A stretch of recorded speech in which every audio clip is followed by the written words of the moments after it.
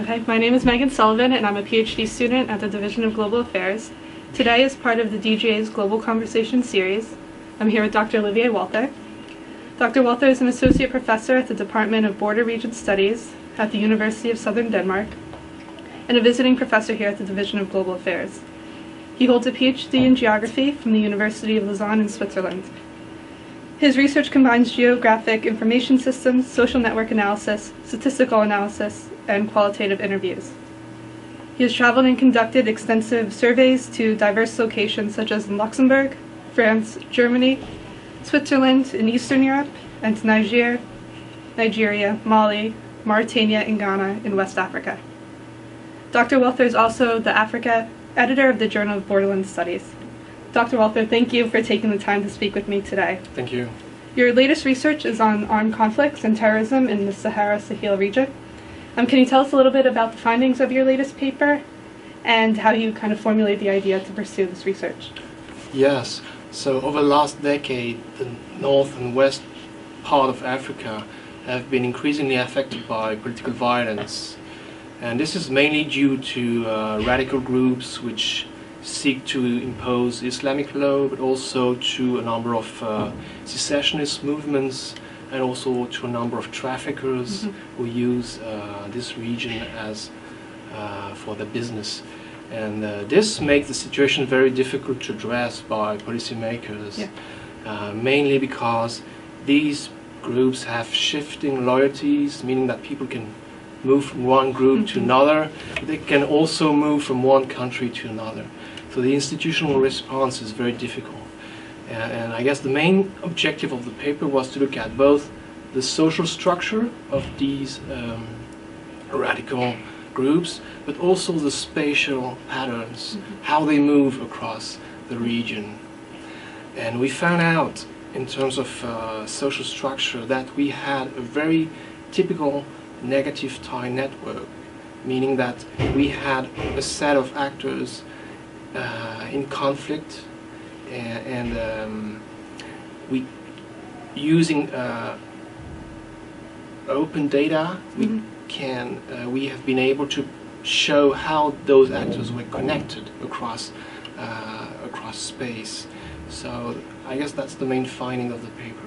So what implications does this research have for policymakers? And there's a literature about how to address terrorism and conflict in this region. So how does your study add to this debate? Well, I guess the main policy implication is that if you have a large number of groups with a high level of mobility, then the institutional response must be flexible and regional. You cannot have national strategies anymore because these people are too mobile.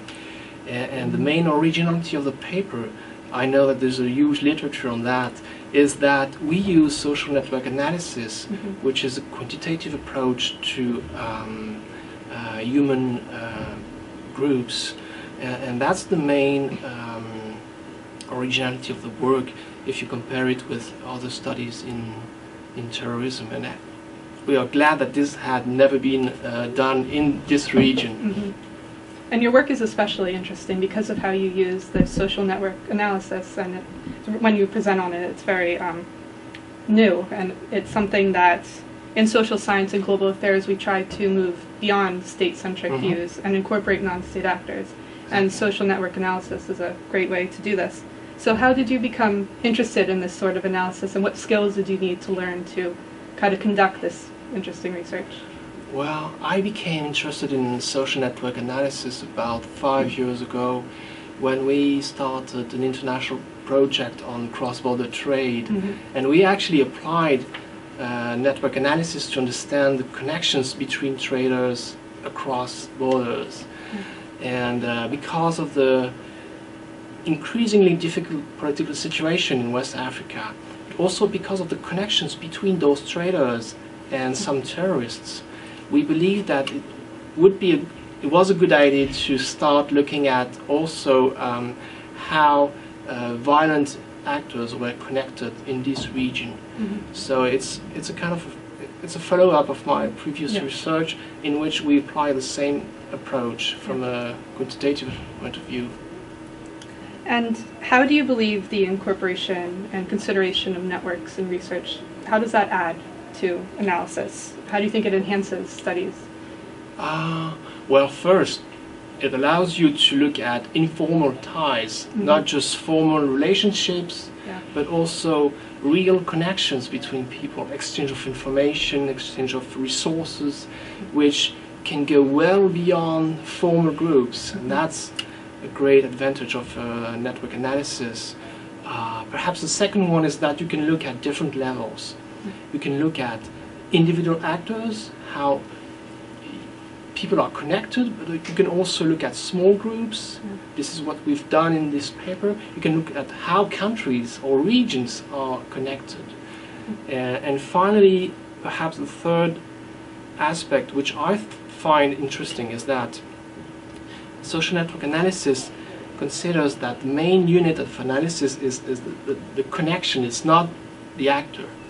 So it goes well beyond econometrics in terms of quantitative analysis, in the sense that you deal with dependent actors, and these people or these regions have something in common, instead of being randomly selected. So the data collection is probably challenging. Absolutely. I know you do surveys extensively, but I mean it's a whole nother level of complexity to this.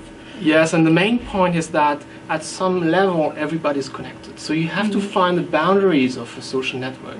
That's the trickiest part.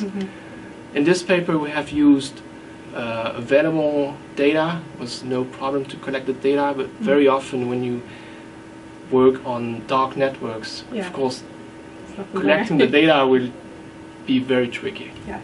And my final question, what are your plans for your future research? I know last spring you mentioned it, the trading networks, and now you've moved to conflict and terrorism. Are you going to bridge the works perhaps, or go in a different direction? That would be interesting, yes. I don't know. But after this paper, we would like to use positive and negative ties together. We'd like to combine